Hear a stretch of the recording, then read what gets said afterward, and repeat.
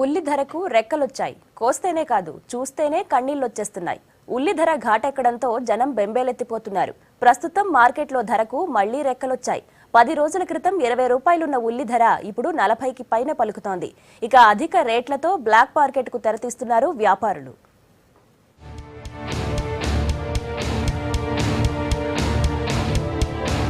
ఉల్లికి మళ్లీ రెక్కలొచ్చాయి.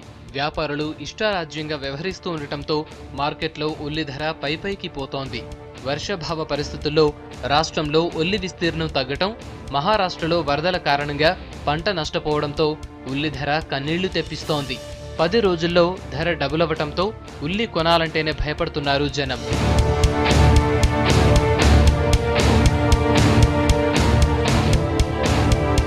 రాష్ట్రంలో వర్షాభావ పరిస్థితుల్లో ఉల్లి సాగు భారీగా పడిపోయింది.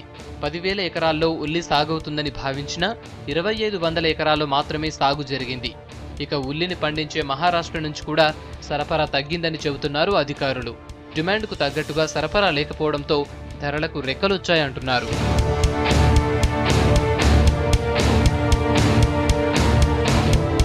ఉల్లి లేకుండా వంటల్ని ఊహించడం కష్టమే. 10 రోజుల్లోనే ఉల్లి ధర ఆకాశాన్నంటింది. దీంతో సామాన్య మధ్యతరగతి ప్రజలు ఉల్లిని పొదుపుగా వాడే పరిస్థితి ఏర్పడింది. దీంతో పాటు రైతు బజారులో ఉల్లి దొరకడమే గగనంగా మారింది. వ్యాపారులు సిండికేట్గా మారటమే ధరల పెరుగుదలకు కారణమంటున్నారు జనం. 10 రోజుల కింద 20 రూపాయలున్న ఉల్లి ధర ప్రస్తుతం 40కి పైగా పలుకుతోంది.